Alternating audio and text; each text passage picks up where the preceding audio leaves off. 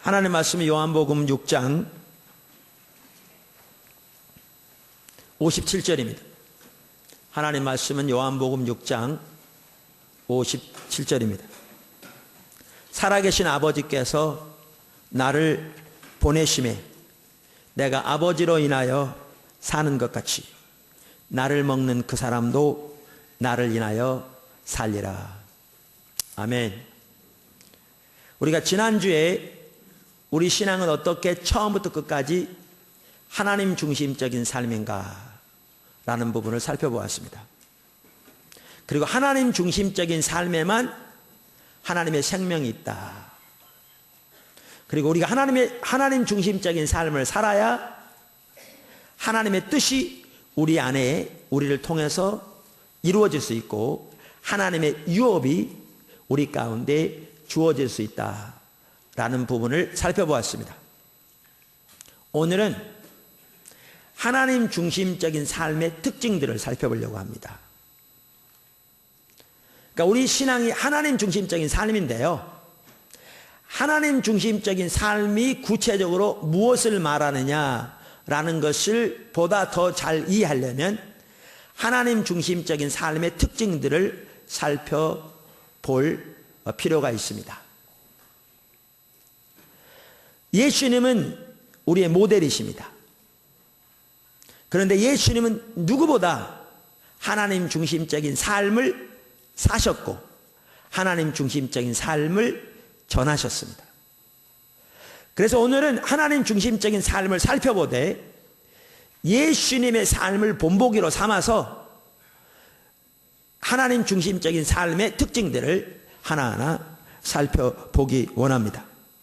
참고로 이 내용은 제가 쓴 십자가복음 증보판 1단원에 있습니다. 전체적으로. 그래서 여러분들이 더 구체적으로 책의 내용들을 보시면서 참조하시면 되겠습니다. 하나님 중심적인 삶은 세 가지 특징을 가지고 있습니다. 그것은 하나님의 자원으로 사는 삶, 하나님의 목적을 위해 사는 삶, 하나님의 방법으로 사는 삶입니다. 여기 잘 들으십시오. 하나님 중심적인 삶의 특징은 이 세 가지가 있다는 사실을 아는 게 중요한 게 아니고요. 이 삶을 사는 게 중요합니다. 그걸 사는 게 중요합니다.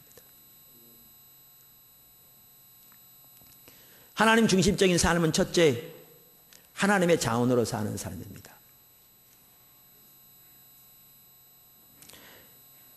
우리 신앙은 모든 면에서 하나님의 자원으로 사는 삶입니다. 모든 면에서. 여러분 한 가지만 말해도요. 우리가 하나님 앞에 나가는 거예요. 하나님의 자원으로만 나갈 수 있습니다. 십자가의 공로로만 나갈 수 있습니다. 하나님의 은혜로만 나갈 수 있습니다. 하나님의 자비와 긍휼로만 나갈 수 있습니다. 우리의 삶이 변화되는 거예요. 성령의 능력으로만 가능합니다. 하나님의 은혜로만 가능합니다. 이처럼 우리의 신앙은 처음부터 끝까지 하나님의 자원으로 사는 삶인데 우리는 누구보다 예수님의 삶에서 이 부분을 잘 볼 수 있습니다. 예수님은 처음부터 끝까지 그분의 삶의 모든 영역에서 오직 하나님의 자원으로만 사셨습니다. 아멘. 특별히 요한복음에 보면 이 부분이 잘 나옵니다. 그런데 여러분 복음서 중에 어느 복음서보다 예수님이 하나님과의 친밀한 교제 가운데 사셨다라는 것을 강조하는 책이 요한복음입니다. 그러니까 이 얘기는 우리들도 하나님과의 친밀한 교제 등 하나님의 생명이 우리 가운데 함께하기 위해서는 하나님의 자원으로 사는 것 등 하나님 중심적인 삶을 반드시 살아야 한다는 겁니다. 제가 이번에 NWS 가서도요, 여러 사람들이 이렇게 나누는 걸 들으면서 이렇게 대부분의 사람들이 참 하나님과 친밀한 교제 가운데 실제로 살기를 열망하고 있더라고요. 여러분, 포도나무 교회에 나온 정도면 하나님과 친밀한 얘기를 아주 많이 들어서 익숙해졌을 것이고, 어떻게 보면 대다수는 하나님과 친밀한 교제 가운데 거하기를 원하실 겁니다. 근데 기억하십시오. 여러분이 하나님 중심적인 삶을 살지 않으면 하나님과 친밀한 교제는 절대로 가능하지 않습니다. 하나님과의 친밀한 교제는 하나님 중심적인 삶에서만 가능합니다. 그 중에 한 특징이 하나님의 자원으로 사는 삶입니다. 말씀드린데 예수님은 그분의 삶의 모든 영역에서 하나님의 자원으로 사셨는데, 요한복음에 보면 그 몇 가지 영역들이 이렇게 나와 있어요. 근데 저는 그걸 볼 때마다 이렇게, 그래, 저렇게 살아야 되는 건데, 늘 이렇게 뭐라 그럴까, 그렇게 살기를 원하는 갈망이 있더라고요.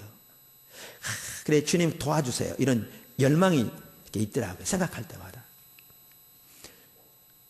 그 중에 하나, 작은 첫 번째, 예수님은 판단하는 데 있어서도 하나님의 자원으로만 판단하셨습니다. 요한복음 5장 30절에서 이렇게 말씀하셨습니다.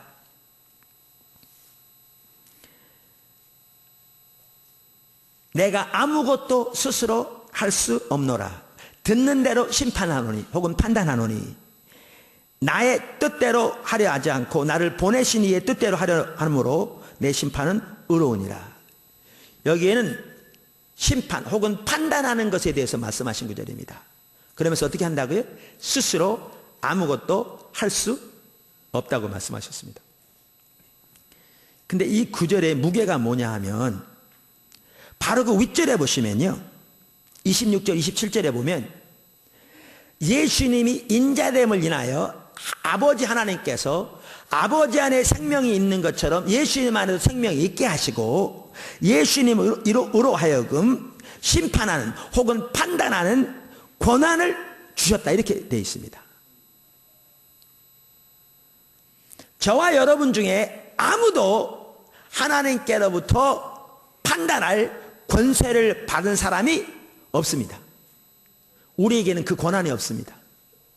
근데 예수님은 아버지 하나님께로부터 스스로 판단하실 수 있는 권한과 자격과 능력을 부여받아 보신 분입니다.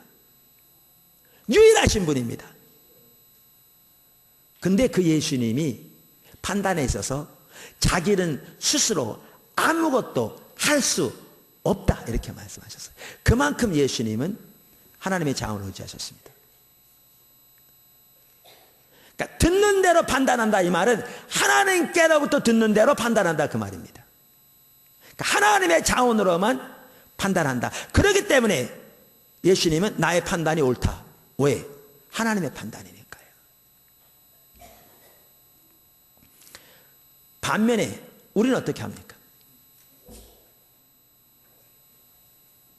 우리는 많은 경우에요, 예수님이 정확하게 하지 않는다라고 말씀하신 대로 해요.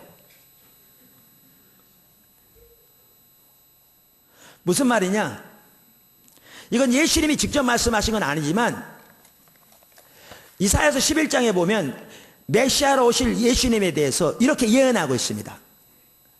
3절에 그가 여호와를 경외함으로 즐거움을 삼을 것이며 그의 눈에 보이는 대로 심판하지 아니하며 그의 귀에 들리는 대로 판단하지 아니하며, 여기 심판과 판단은 같은 겁니다. 여기도 보시면 공의로 가난한 자를 심판하신다. 그러니까 여기 보시면 예수님의 눈에 보이는 대로, 예수님의 귀에 들리는 대로 판단 안 할 거라. 예수님은 공의로 판단할 거라. 이 공의라는 말이 이제 나중에 예수님 직접 하신 말씀을 보면 아버지께로부터 들은 대로 판단하니까 그 판단이 옳다, just, 영어로 공의롭다, 이렇게 말씀하시잖아요. 근데 예수님에 대해서 이렇게 하지 않는다라고 말한 대로 우리는 그렇게 해요. 우리가 가지고 있는 작은 지식과 작은 경험을 토대로 우리가 보고 듣는 것을 가지고 판단해요.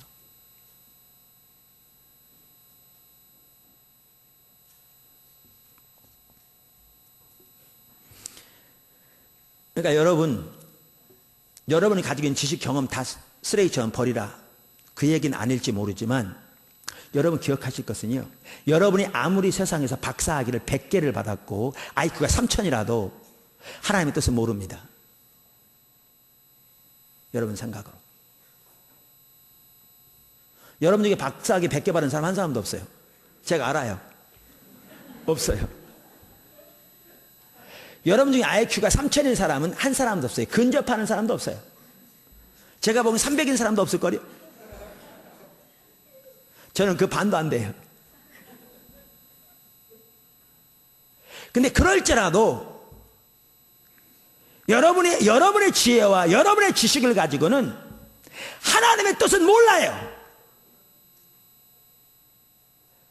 왜 하나님의 뜻은 모르게 돼 있느냐? 성경이 말씀하시기를 내 뜻과 너희 뜻은 다르고 내 길과 너희 길은 달라서 하늘이 땅에서 높은 것처럼 다르다 이렇게 말씀하셨기 때문에 몰라요. 이사야서 55장에 이렇게 말하죠. 너희는 여호와를 만날 만한 때에 찾으라.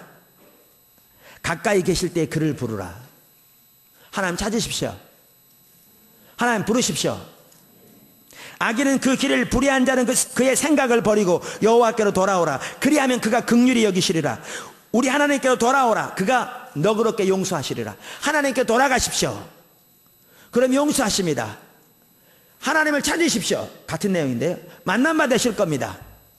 근데 하나님을 찾으려면, 하나님께 돌아가려면 반드시 해야 할 일이 있어요. 그게 뭐냐? 악인은 그 길을, 불의한 자는 그 생각을 버리고 가야 돼. 악인은 그 길을, 불의한 자 그 생각을 안 버리고 가면 어떻게 되게요? 하나 만날 수 있어요? 없어요? 없어요. 열심히 노력한다고 돼야 안 돼요? 안 돼요. 금식 많이 하는데 돼야 안 돼요? 안 돼요. 그걸 안 버리면 아무리 많이 금식하고 아무리 많이 노력하고 아무리 많이 사모해도 안 돼요. 동의하십니까? 자, 그러면 악인이 누구고 불의한 자가 누군가? 바로 그 다음 절에 나옵니다. 이는 내 생각이 너희 생각과 다르며 내 길은 너희의 길과 다름이니라. 여호와의 말씀이니라. 그러면 사실 말씀이 이는 하늘이 땅보다 높음 같이 내 길은 너희 길보다 높으며 내 생각은 너희 생각보다 높으니라. 여기 보면 명백하게 알 수 있듯이 자기 생각, 자기 길을 따라 행하는 사람이 악인이요 불의한 자입니다. 이제 다음 주에 나옵니다.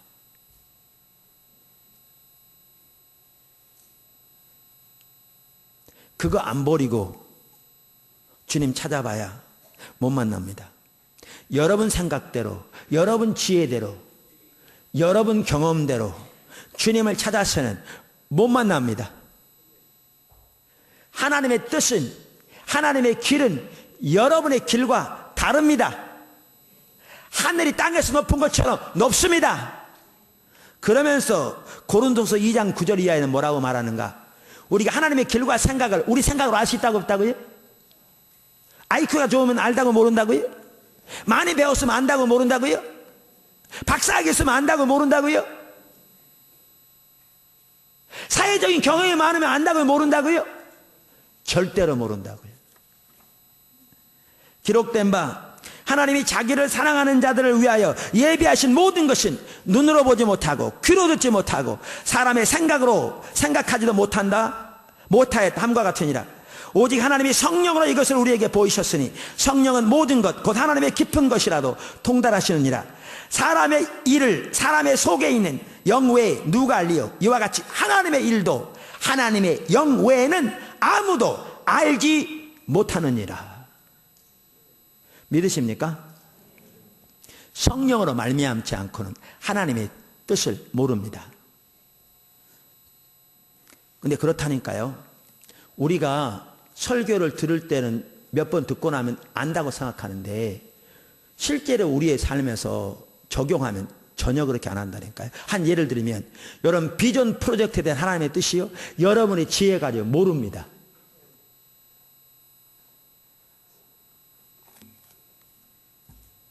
여러분의 생각 가지고 몰라요. 근데 적지 않은 사람들은 그런 얘기가 나오면 내 생각에는, 내 경험에는 이러고 있어. 여러분의 생각과 경험은 쓰레기입니다. 하나님 앞에서. 하나님이 그것도 모르실 거라고 생각하십니까?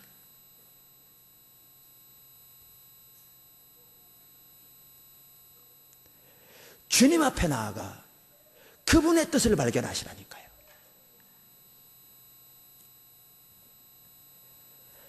하나님 앞에 나가 그분의 의중을 발견하시라니까요. 제가 여러분을 몰아가려는 게 아니고 하나님 앞에 나가 그분으로부터 여러분이 들으시라니까요. 뭐라고 그러시는지, 하나님의 의중이 뭔지.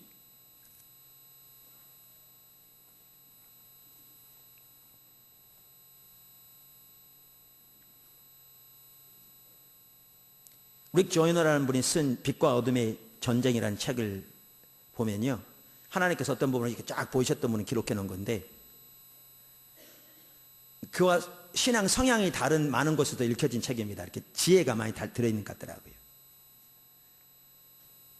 하나님 보여주시는데, 말세지 말에 하나님의 군대를 일으키시는데, 사단의 군대들이 그거 좋아하겠어요? 절대 싫어하죠.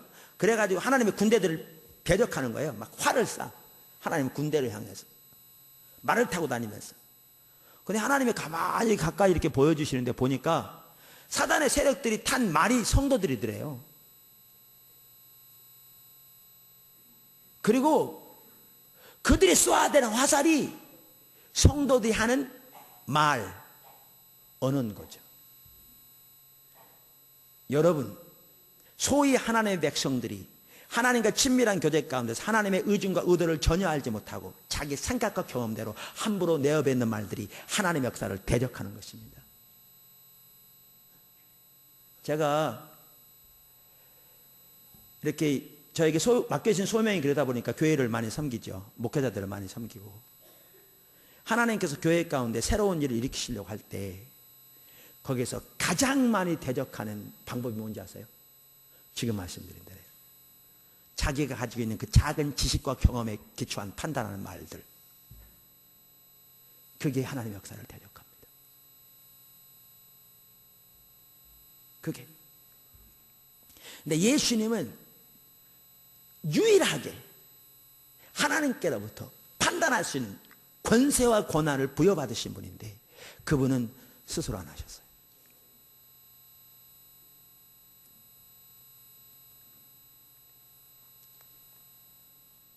저도 많이 배웁니다. 보인 대로 판단했다 곰방 깨닫고 회개하고 그런 적이 많거든요.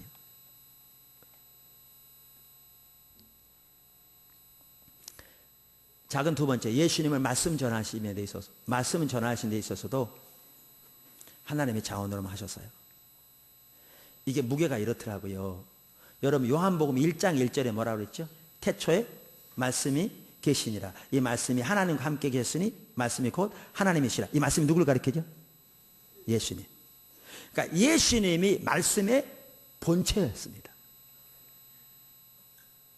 영어로 word, 대문자 W죠. 예수님이 말씀의 본체였어요.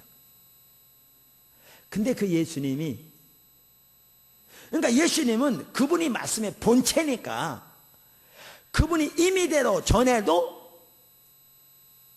괜찮은 분입니다. 그분이 말씀의 본체라니까요. 근데 그러한 예수님이 요한복음에 보면 말씀을 전할 때 한마디도 임의로 하지 않았다고 말하고 있습니다. 너무너무 놀라운 말이죠. 요한복음 14장 10절, 나는 아버지 안에 있고 아버지는 내 안에 계신 것을 내가 믿지 아니하느냐. 친밀한 교제를 말합니다. 내가 너희에게 이르는 말이 스스로 하는 것이 아니라 아버지께서 내 안에 계셔 그의 일을 하시는 것이라. 이 말은 예수님이 아버지 안에, 아버지가 예수님 안에 친밀한 교제 가운데서 하나님의 인도를 따라 순종했다 그 말입니다. 스스로 하는 것이 아니라. 심지어 예수님께서는 요한복음 12장 49절에서 이렇게 말씀하셨어요.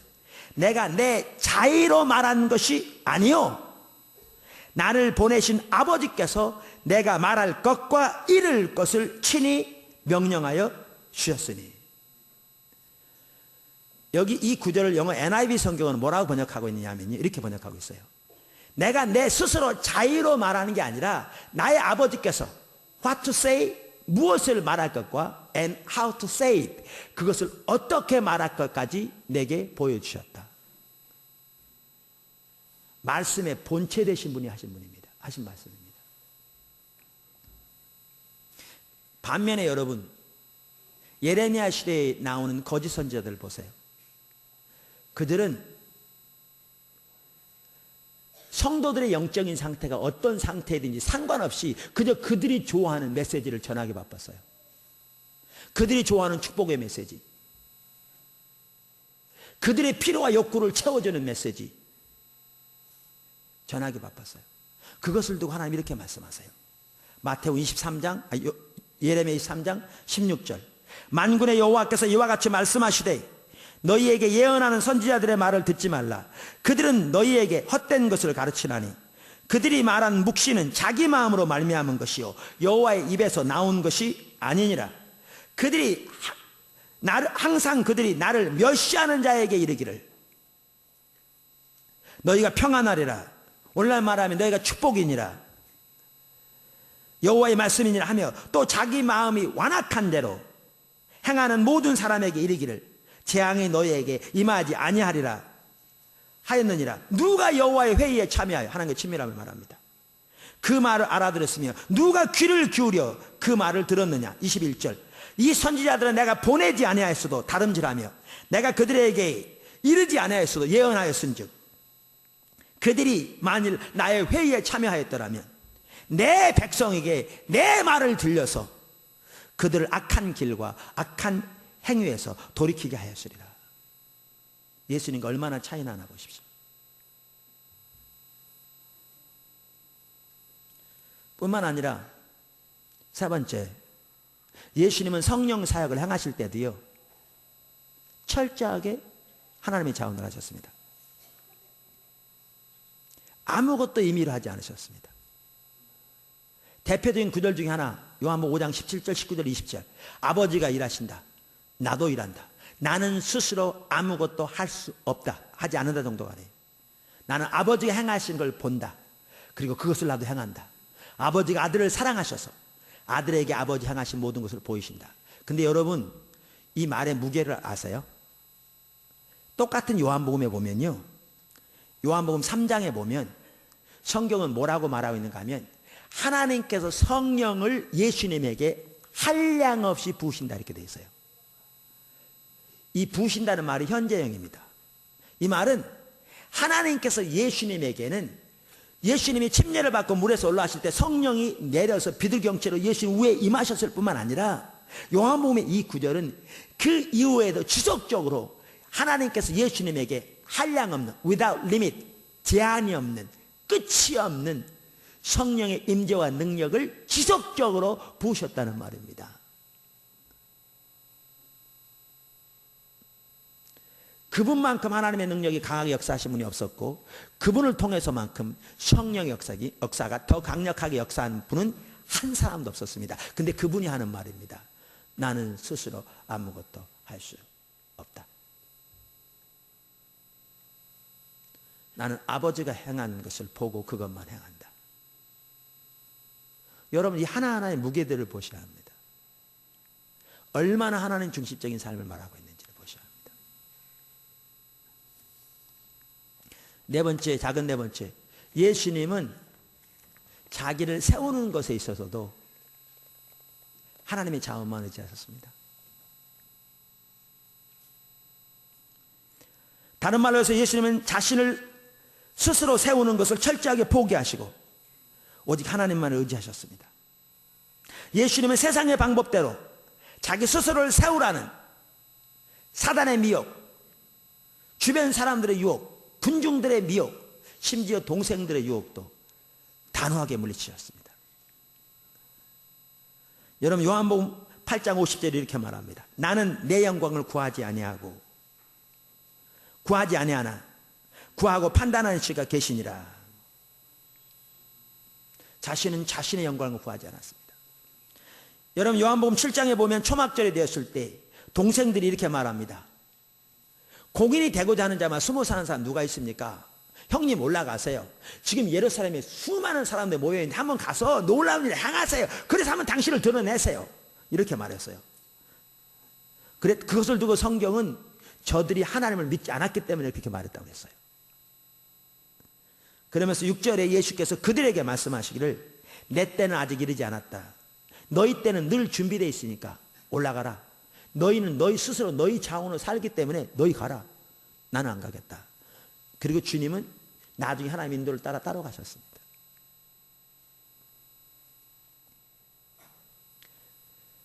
영국의 웨스트민스터 채플에서 30년 가까이 사역했던 알트 킨들 목사님이 요셉의 생애를 가지고 설명하면서 하나님이 우리를 다루시되 우리를 빚어가시는 마지막 과정 중에 하나가 스스로 세우기를 포기하는 것이다 이렇게 말합니다. 요셉이 그 모든 시험을 다 거치고 그 모든 과정을 다 거쳤는데 이제 감옥에 들어가게 되었죠. 그때 술 맡은 관원장과 떡 맡은 관원장이 들어옵니다. 그들이 꿈을 꿉니다. 요셉이 해석해 주죠. 이들이 꿈대로 될 걸 그는 알았습니다. 3일 후에 바로의 생일에 술 맡은 관원장이 복직될 걸 알고 있었죠. 그래서 요셉이 바로 술 맡은 관원장에게 부탁하는 거죠. 나가거든 바로에게 자기를 얘기해 달라. 근데 2년 동안 까맣게 잊어먹습니다. 왜 그렇게 잊어먹었다고 그분은 그러느냐? 요셉이 하나님 앞에서 너무나 귀한 사람을 빚어지고 있지만 아직도 스스로 세우고자 하는 것이 남아있다는 거죠. 이 시대는 자기 PR 시대입니다. 자기를 드러내야 사람들이 알아주는 시대입니다.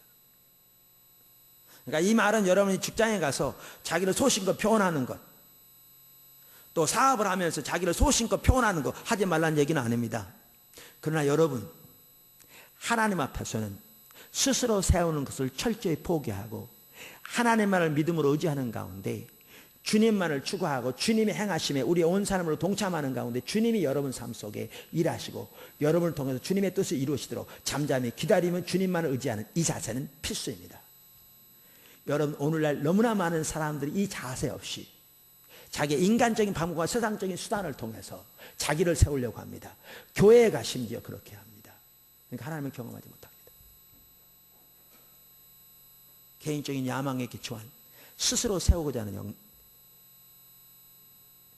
야망이 가득하니까요. 제가 이번에 NWS 인도하면서요, 여러 사람들이 이렇게 소개하고 또 이렇게 간증하는 것을 들으면서 많은 사람들이 참 하나님과 친밀한 교제 가운데 하나님 주인적인 삶을 살기 원하는 그러한 그것을 보았어요. 열망을. 특별히 거기까지 올라오는 사람도 그런 게 많이 있더라고요. 여러분도 마찬가지일 겁니다. 근데 사는 거요, 그거 배운다고 되지 않아요. 배우는 건 중요해요. 그러나 이제 여러분 삶 속에서 하나하나 그렇게 삶을 조정해서 그렇게 하나님만 의지하는 가운데 믿음으로 순종하고 삶을 드리는 그 삶을 통해 자라나게 됩니다.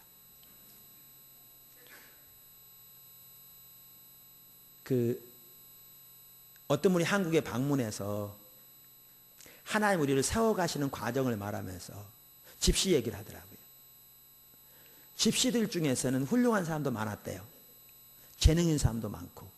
근데 집시들이 유럽 문화에 긍정적인 영향을 미친 것은 거의 없답니다. 그 이유가 뭐냐? 한 군데 오랫동안 안 머물렀기 때문에 그렇답니다. 무슨 말이냐? 여러분 우리나라 많은 교회들이요, 교회 순례자들로 가득합니다.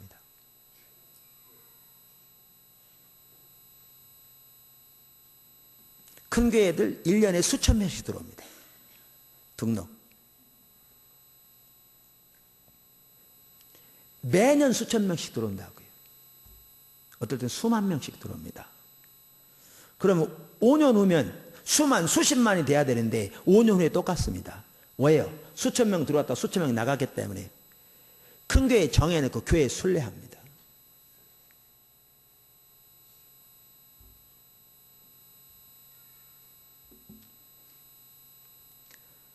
여러분, 좋은 교회에 가면 여러분 변할 것 같으세요?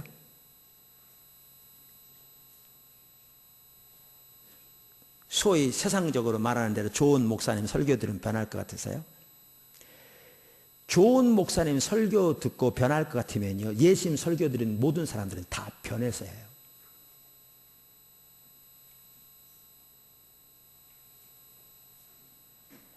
그런데 예수님을 통해서 행하신 그 엄청난 기적들, 직접 눈으로 목도하고 경험하고 예수님의 입으로부터 나오는 그 엄청난 가르침들, 그렇게 들었던 사람들 중에 120명을 빼놓고는 전혀 안 변했습니다. 왜 안 변했느냐? 설교 듣는다고 변하지 않습니다. 포도나무 교회에 속한다고 변하지 않습니다. 여러분이 하나님의 기준이 비춰질 때 하나님의 길을 하나님께 대하여 하듯 삶을 조정하여 그 길에 동참하고 주님만을 믿음으로 의지하고 주님만을 줄기차게 찾고 아버지의 동참하는 가운데 하나님께서 여러분 삶 속에 역사하시고 여러분을 통해 하나님의 뜻을 이루시도록 기꺼이 주님께만 순종하며 주님만 의지하는 그 자세로 달아나야 되는데 그렇게 하지 않고 영적인 순례를 하고 있는 거죠.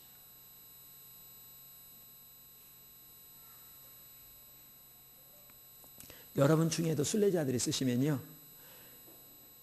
순례하는 거 중단하시고 하나님께서 인도하신 교회에 가서 정착해서 주님 찾으세요.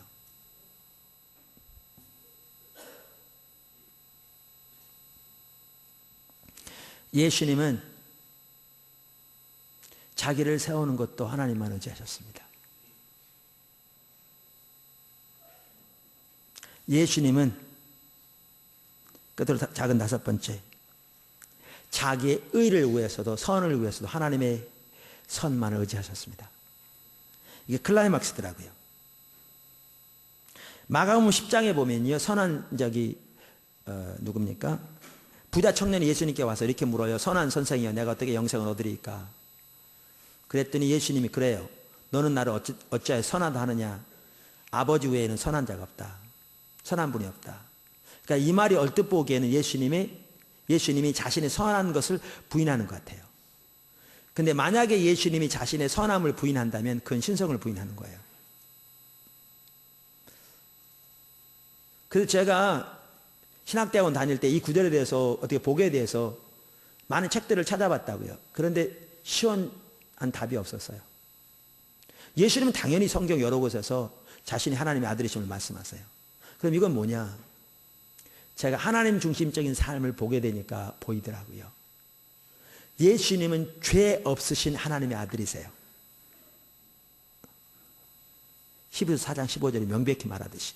그러니까 예수님이야말로 인간 중에, 예수님은 온전한 인간에서 온전한 하나님이시니까 인간 중에 자기 의를 의지해서 자기의 선함을 의지해서 하나님 앞에 설 수 있는 단 한 분, 유일한 분이에요. 예수님 외에 아무도 우리의 의를 의지해서 하나님 앞에 설 수 없어요. 단 한 사람도. 예수님만이, 그분은 죄가 전혀 없으신 분이기 때문에 자기 스스로의 의를 가지고도 하나님 앞에 설 수 있는 유일한 한 분이세요. 근데 그분은 자기 의를 위해 자기의 선함을 의지하지 않았어요. 이게 복음입니다. 예수님은 자기의 의를 위해 하나님의 선하심만 의지했어요.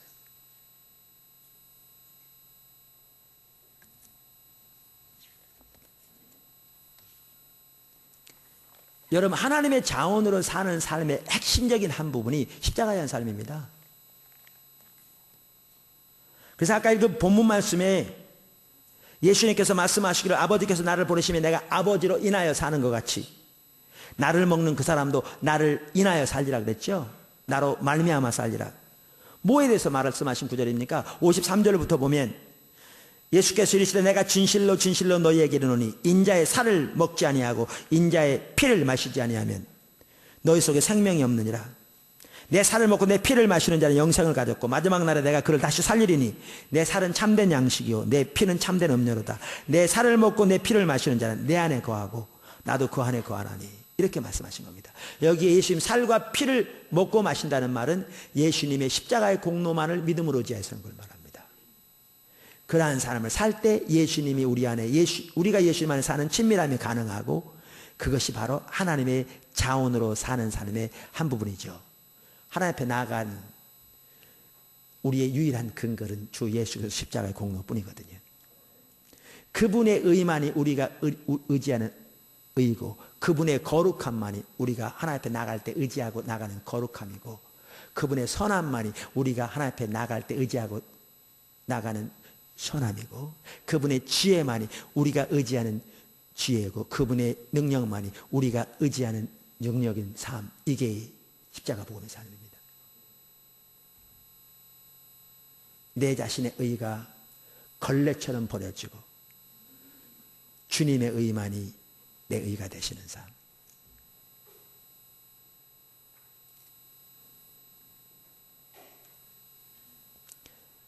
이처럼 하나님 중심적인 삶의 한 특징은 하나님의 자원으로 사는 삶입니다. 두 번째, 하나님의 목적을 위해 사는 삶. 하나님 중심적인 삶의 또 한 특징은 하나님의 목적을 위해 사는 것입니다. 제가 일부 예배 때 이 설교를 하면서도요, 오늘날 우리들의 신앙이 너무나 타락한 게 보이더라고요. 그러니까 하나님의 말씀이 우리에게 너무나 낯설게 느껴지는 거예요. 여러분 골로새서 1장 15절 16절에 보면 하나님이 만물을 창조하시되 하나님을 위해서 창조하셨다고 말씀하셨습니다. 그러니까 우리들이 예수님을 위해서 창조되었다고 말하고 있습니다. 성경은. 그는 예수님을 가리키죠. 보이지 아니하는 하나님의 형상이시요 모든 피조물보다 먼저 나시니시니 만물이 그에게 창조되되 하늘과 땅에서 보이는 것들과 보이지 않는 것들과 혹은 왕권들이나 주권들이나 통치자들이나 권세들이나 만물이 다 그로 말미암고 그를 위하여 창조되었고, 여러분 보이는 것뿐만 아니라 보이지 않는 모든 천사의 세계까지 예수님을 통해서 창조되었고 예수님을 위해서 창조되었다고 말합니다. 저와 여러분이 창조된 목적이 예수님을 위한 것입니다. 보세요. 사람이 중심인 인본주의 시대에 사는 우리들, 예수를 믿을지 몰라도 너무나 낯설잖아요. 그죠? 그뿐만 아니라 하나님께서 인간을 하나님 중심적으로 창조하셨는데 인간이 타락하여 자기 중심적으로 전락하자 하나님의 인류를 다시 구원하시기 위해서 예수님을 보내셨는데, 예수님을 보내셔서 저들을 구원하셔서 저들에게 살게 하신 삶이 뭐냐? 하나님의 영광을 위한 삶입니다. 하나님을 위해 살도록, 예수님을 위해 살도록 구원하셨습니다. 성경 여러 곳에서 이걸 말합니다. 집에 가셔서 베드로전서 2장 9절, 로마서 14장 7절과 8절 등 읽어보세요. 제가 다른 두 구절을 읽겠습니다. 고린도전서 6장 19절 20절 너의 몸은 너희가 하나님께로부터 받은 바 너희 가운데 계신 성령의 전인 줄을 알지 못하느냐? 너희는 너희 자신의 것이 아니라 값으로 산 것이 되었으니 그런즉 너의 몸으로 하나님께 영광을 돌리라. 값으로 사신 바 되셔서. 그러니까 옛날 같은데 노예가 스스로 자기를 이렇게 자유케 못했거든요. 어떤 사람이 값을 지불하고 사서 자유케 했어야 됐어요. 그 비유를 들으면서 사단과 죄와 사망에 노예되었던 우리를 우리 스스로는 전혀 자유케 할 수 없는 그러한 상황에서 하나님께서 예수님의 피를 값주고 우리를 사셔서 자유케 하셨는데, 그 이유는 하나님의 것이 되었는 바 하나님의 영광을 위해 살도록 하셨다고요. 여러분 고린도후서 5장 15절 다 같이 찾아보시면 좋겠네요. 고린도후서 5장 15절. 여기에 그는 예수님입니다. 모든 사람을 대신하여 죽으심은 살아있는 자들로 하여금, 여기 살아있는 자들은 예수님을 통해 영생을 얻은 하나님의 백성을 말하겠죠. 살아있는 자들로 하여금 다시는 그들 자신을 위하여 살지 않고 오직 그들을 대신하여 죽었다가 다시 살아나신 이를 위하여 살게 하려 함이라. 아멘. 구원하신 목적이요, 하나님을 위해서, 예수님을 위해서 살게 하기 위함입니다. 다시는 너희 자신을 위해서 살지 않고 너희를 위해 죽으신 분을 위해 살기 위함이라, 이렇게 말합니다. 세계적인 베스트셀러 중에 하나인 목적이 이끄는 삶, 그 저자 릭 워런은 그의 책 1장에서 이렇게 말합니다. 캘리포니아 같은 데는요, 이렇게 산이 이렇게 아주 빽빽하고 잘못 들어가면 완전 길을 잃습니다. 자기가 한번 길을 잃었는데, 그래서 간신히 어떤 사람을 만나서 자기가 가고자 하는 곳을 가려고 어떻게 하냐고 그랬더니 그분이 그러더래요. 거기 가려면 여기서는 못 간다고. 여기서는 길이 없다고. 저리 나가서 거기서부터 다른 길로 가야 되지 여기서는 못 간다고. 그 예를 들면서 하나님의 목적이 우리 가운데 이루어진 삶을 살려면 하나님을 위해서 사는 삶이 돼야지 자기를 위한 삶을 위해 사는 삶에서는 절대 그게 이루어지지 않는다고. 그는 이렇게 얘기합니다. 우리가 스스로에게 초점을 맞추고 시작한다면 삶의 목적에 도달할 수 없다. 삶의 목적에 도달하기 위해서는 우리의 창조주 하나님으로부터 시작해야 한다. 우리는 하나님에 의해 하나님을 위해서 창조되었고 그것을 이해하기 전에는 결코 삶을 이해할 수 없다. 여러분, 예수님의 경우에도요, 철저하게 하나님의 영광을 위해 사셨습니다. 요한복음만 하더라도 요한복음 5장 30절, 요한복음 8장 49절에서 50절, 12장 28절, 13장 4절 등에 보아도 아시듯이 예수님은 철저하게 하나님의 영광을 위해, 다시 말하면 하나님의 영광만을 위해 사셨습니다. 예수님은 하나님의 목적을 보고 그것을 성취하기 위해 자신의 삶을 드리는 것을 자신의 양식, 밥으로 하셨습니다. 요한복음 4장 30절, 34절. 뿐만 아니라 어떠한 사람들의 오해나 대적이나 핍박에도 불구하고 또한 어떠한 대가가 요구된다 할지라도 하나님 아버지의 뜻이 이루어지도록 그 아버지의 목적에 삶을 드렸습니다. 요한복음 5장 16절 17절 보아도 아시듯이.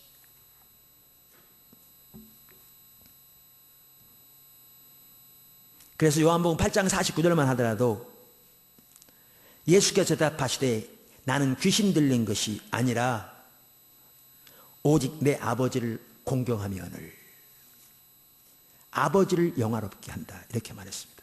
그러면서 50절에 뭐라고 말씀하셨냐? 나는 내 영광을 구하지 아니한다, 이렇게 말씀하셨습니다.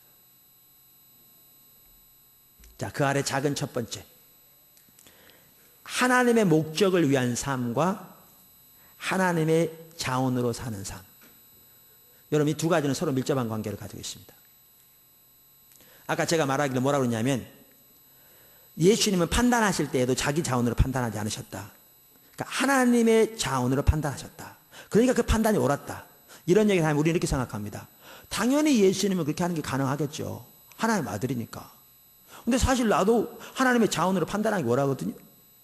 근데 문제는 하나님이 하나님의 판단을 내게 보여주셔야죠. 아, 내가 회사에서 회사도 운영하고 뭐 사업도 하는데, 아니 하나님의 판단만 그때그때 알 수 있다면 뭐 그거보다 더 좋은 게 어디 있겠습니까? 불경기인들은 무슨 사양이 있겠습니까? 하나님의 뜻만 알 수 있다면 뭐.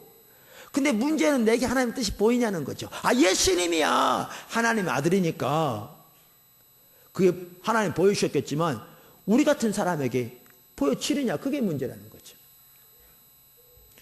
근데요, 예수님은 그렇게 안 말씀하셨어요. 예수님 그분은 다르게 말씀하셨어요. 요한복음 5장 30절 다시 한번 보실래요? 이렇게 나와 있어요. 제가 우리말에도 여러분 보시면 나오는데요, 제가 영어 NIV 성경을 그냥 읽고 해석하게 해요. 그럼 더 선명히 보여요. 다 우리말 성경에 나와 있어요. 보시면 알아요. By myself, I can do nothing. 내 스스로는 나는 아무것도 할 수 없다. 그러니까 하지 않는다 정도가 아니에요. 할 수 없다. I judge only as I hear. 나는 내가 듣는 대로만 판단한다. 이건 아버지께로 듣는 뜻부터 말하는 거예요. And 그런 거로 my judgment is just. 내 판단이 옳다. 그 다음에 아주 중요한 한 단어가 있어요. For. 왜냐하면 우리말에는 고로라는 말이 그게 들어있어요. 여기 우리말 성경에. 근데 이게 명확하지가 않죠. For. 왜냐하면 I seek not to please myself but him who sent me. 나는 나를 기쁘게 하기를 추구하지 않고 나를 보내신 이를 기쁘게 하기를 추구하기 때문이다. 이렇게 말합니다. 다른 말로 하면 나는 내 목적을 추구하지 않고 나를 보내신 이의 목적을 추구하기 때문이다. 다른 말로 하면 나는 내 영광을 구하지 않고 나를 보내신 이의 영광을 구하기 때문이다. 여러분, 예수님이 직접 말씀하시기를 왜 하나님이 예수님에게 하나님의 판단을 알려주셨느냐? 예수님이 하나님의 목적을 위해서 하시기 때문에요. 요한복음 8장 29절에서 똑같은 말씀을 하세요. 영어 NIV 성경을 제가 읽겠습니다. The one who sent me is with me.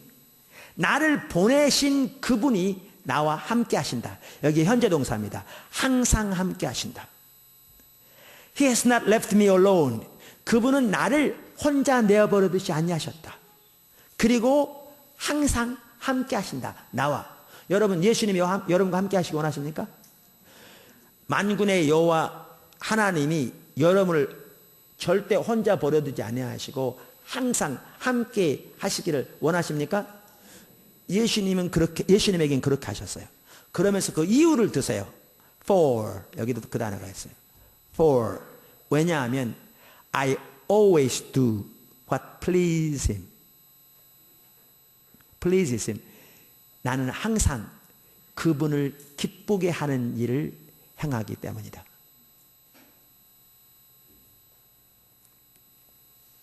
하나님의 모든 자원으로 예수님과 함께 하신 이유는요, 예수님이 하나님의 목적을 위해서 하셨기 때문에 그렇습니다.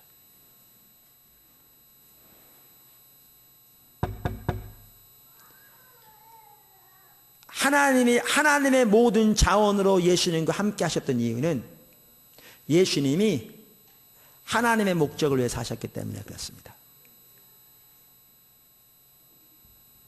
우리도 하나님의 목적을 위해 살 때 하나님의 자원이 함께 하십니다.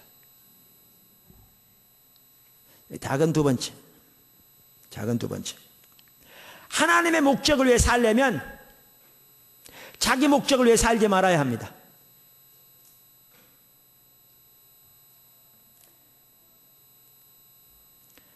제가 우리나라에 있는 수백만 명의 그리스도인들에게 만약에 물어볼 기회가 있어서 여러분 하나님의 영광을 위해 사십니까? 라고 물으면, 혹은 여러분 하나님의 영광을 위해 살기 원하십니까? 라고 물으면 얼마나 많은 사람들이 아니요! 라고 대답하겠어요?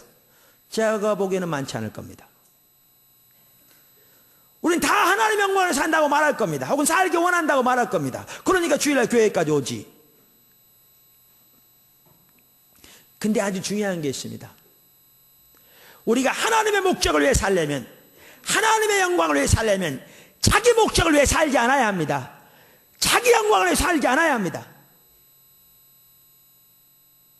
그래서 예수님께서 나는 나를 기쁘게 하려는 것이 아니고 나를 보내신 이를 기쁘게 하려 한다. 나는 아버지를 공경하면을 나는 내 영광을 구하지 않는다. 이렇게 말씀하신 겁니다. 너무나 많은 사람들이 하나님의 영광을 위해서 살고 자기 영광을 위해서 살기 원합니다. 하나님의 목적을 위해 살고 자기 목적을 위해 살기 원합니다. 그런 사람의 경우에 실제로 하나님의 영광을 위해 살지 않습니다. 자기를 위해 살습니다. 자기의 목적이 성취되는 범위 내에서, 자기에게 유익이 되는 범위 내에서만 하나님의 영광도 고려할 필요가 있을 것이기 때문에 그렇습니다. 이 말은 여러분이 여러분 자신을 위해서 어떤 것 해도 안 된다 그 얘기는 아닙니다. 이 말은 여러분의 목적이 하나님의 목적 앞에 내려져야 한다 그 말입니다. 여러분의 영광이 하나님의 영광 앞에 내려져야 한다 그 말이에요. 여러분 믿는 사람들에게 가장 전형적인 우상숭배는 혼합주의 신앙입니다. 하나님 위해서 살고 자기를 위해 살고, 하나님 영광을 살고 자기 영광을 위해 살고, 하나님 목적을 위해 살고 자기 목적을 위해 살고, 그러니까 실제로는 자기를 위해 사는 겁니다. 그래서 야고보 4장 4절에 간음하는 여인들아 세상과 벗된 것이 하나님과 원수됨을 알지 못하느냐. 그런즉 누구든지 세상과 벗이 되고자 하는 자는 스스로 하나님과 원수되는 것이니라. 그러면서 몇 줄 아래 하나님을 가까이 하라. 그리하면 너희를 가까이 하라. 그러시면서 죄인들아 손을 깨끗이 하라. 두 마음을 품은 자들아 마음을 성결하게 하라. 이렇게 말하고 있죠.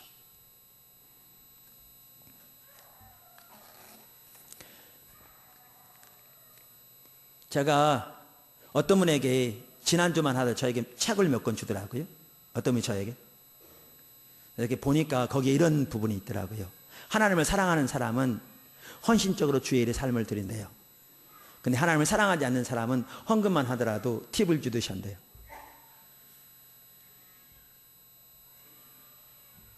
제가 아시아 선교센터 우리 헌금 모을 때 한 사람이 한 구자에 100만 원 하는 한 구자만 하면 그렇게 말할 때 왜 그렇게 말하는 줄 아세요? 각자가 교회에 속해 있기 때문에, 교회에서 많은 헌금도 할 것이기 때문에 선교회적으로 많은 헌금이 되어지지 않은 것, 되게 힘든 것 하나님 보이시면서 그 정도 한 사람이 한 구자 하는 것은, 그것은 뭐죠? 아무리 수많은 헌금을 더한다 할지라도 하나님을 사랑하는 사람이면 자세의 문제지 경제적인 문제는 더 이상 아닐 것을 말씀하셔서 그렇게 하라고 그랬어요. 그렇게 했거든요. 근데 어떤 사람은요, 그거 하나 했다고 하나님 앞에 의무를 다했다고 생각하면요, 어리석은 것입니다. 하나님 팁 주듯이 합니까?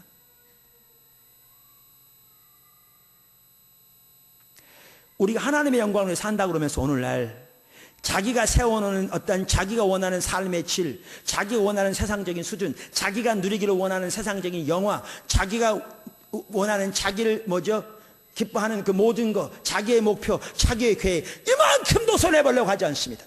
그것이 다 확보되는 범위 내에서만 하나님의 영광을 살기 원합니다. 그러면서 뭐라고 그러냐? 하나님의 영광을 살기 원한다고 해요. 그게 무슨 하나님의 영광을 사는 겁니까? 그게 무슨 하나님의 영광을 위해 사는 겁니까? 그게 무슨 하나님의 목적을 위해 사는 겁니까?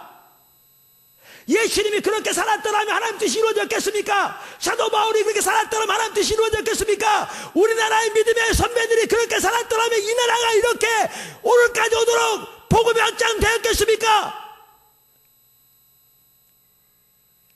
근데 우리는 이만큼도 자기를 손해보려고 하지 않습니다.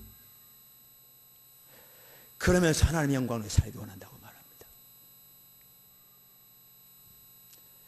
우리가 하나님의 영광을 위해 살려면 자기 영광을 위해 살지 않아야 합니다. 하나님의 목적을 위해 살려면 자기 목적이 하나님의 목적 앞에 내려져야 합니다. 그래서 예수님께서 죄 없는 자로서 우리 죄인을 위해 십자가에 못 박혀 돌아가신 것은 우리로 하여금 다시는 자기 자신을 위해 살지 말고 우리를 위해 돌아가신 그분을 위해 살도록 하셨다고 말하고 있습니다. 작은 세 번째, 우리가 하나님의 영광을 추구할 때 우리의 영광은 하나님이 추구하십니다.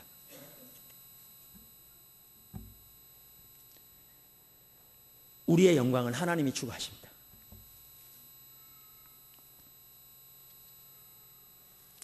예수님께서 요한복음 8장 49절에서 50절 이렇게 말씀하셨습니다. 아까 읽었던 구절이에요. 나는 귀신을 낸 것이 아니라 오직 내 아버지를 공경하미언을 너희가 나를 무시하는도다. 나는 내 영광을 구하지 아니하나 구하고 판단하는 이가 계시니라. 영어 NIV 성경에는 내 영광을 구하는 이가 계시니라. 그런데 그분이 심판자시니라. 만군의 여호와 하나님 그분이 예수님의 영광을 구하셨습니다. 하나님은요 지금 오늘날까지도 예수님의 영광을 구하고 계십니다. 그러므로 여러분이 예수님을 높이면 높일수록 하나님이 함께 하십니다. 왜냐하면 오늘날도 하나님은 예수님의 영광을 구하고 계시기 때문에 그렇습니다. 우리가 하나님의 영광을 위해 살 때 여러분의 영광은 하나님이 구하십니다.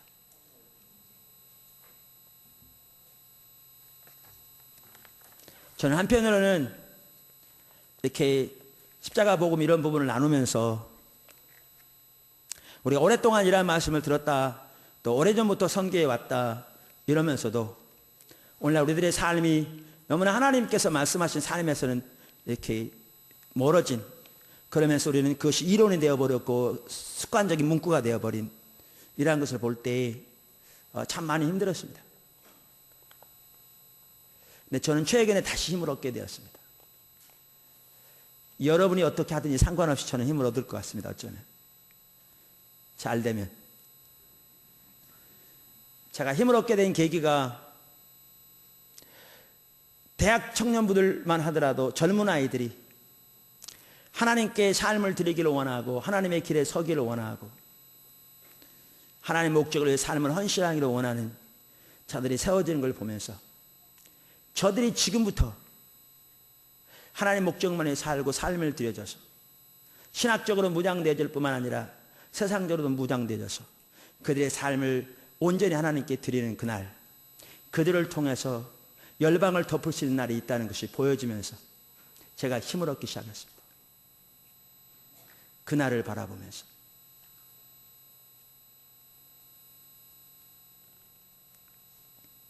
때로는 선교지에서 들려오는 소식들을 들으면 앞이 캄캄할 때가 있습니다.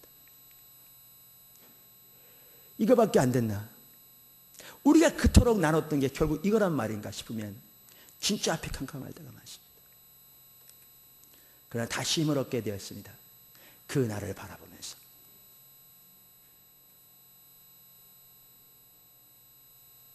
제가 그런 얘기를 이비스 목사님 같이 나눴더니 그분이 그러더라고요. 요한의 순례가 이 땅에서 온전한 성화를 믿었던 분이잖아요. 그렇게 전했는데 한 사람도 변하지 않는 걸 보면서 너무너무 낙심했대요. 근데 10몇 년이 지났을 때 한 사람이 변한 걸 보고 그게 계기가 돼 소망을 얻게 되었답니다.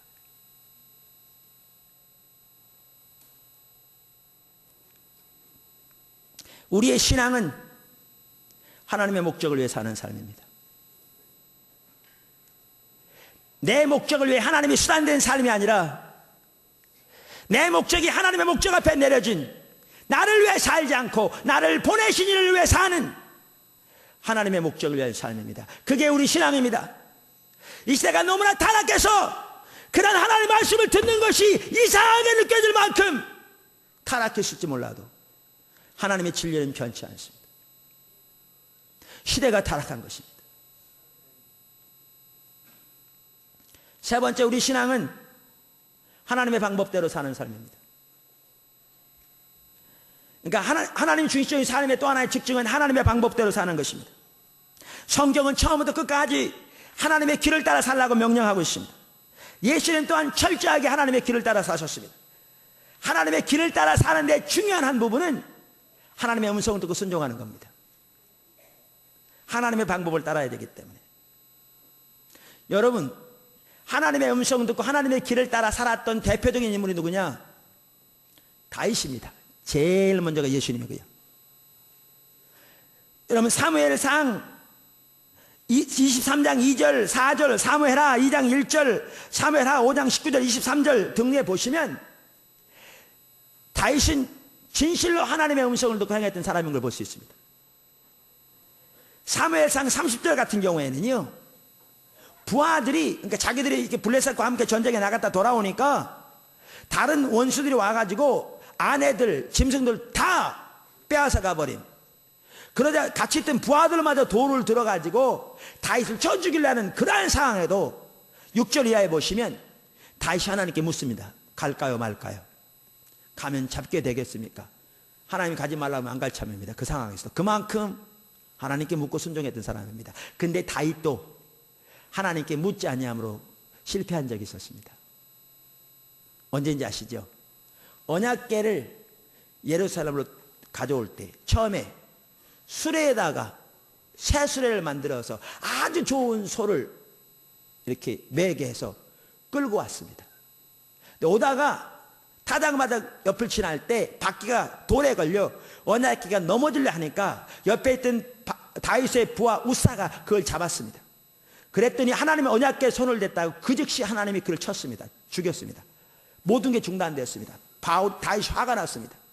어떻게 하나님 이러실 수가 있습니까? 우리가 얼마나 지금 좋은 동기를 가지고 일하는데. 분이 터졌습니다. 그래서 나중에 깨닫게 됩니다. 자기가 잘못한 것을. 왜? 언약궤는 수레에 메고 가는 게 아닙니다. 그것은 블레셋 사람들의 방법이었습니다. 블레셋 사람들이 언약궤를 돌려줄 때 그렇게 했습니다. 그건 세상의 방법이었습니다. 성경에 의하면 언약궤는 레인들이 메게 돼 있었습니다. 그래서 그가 하나님의 방법대로 행하지 않는 걸 깨닫고 회개합니다. 근데 하나님의 방법대로 행하지 않은 것을 회개하면서 그가 하는 말이 왜 그렇게 안 했느냐? 묻지 않았기 때문에 그렇게 하지 않았다라고 고백합니다. 역대상 15장 13절. 전에는 너희가 매지 아니하였으므로 우리 하나님 여호와께서 우리를 충돌하셨나니 이는 우리가 규례대로 저에게 구하지 아니하였음이니라. 규례대로 저에게 구하지 아니했다는 말을 영어 NIV 성경에는 이렇게 말합니다. We did not inquire of him about how to do it in the prescribed way. 우리가 하나님이 정하신 방법대로 어떻게 해야 할 것인지에 대해서 하나님께 묻지 않았기 때문이다. 이렇게 말합니다.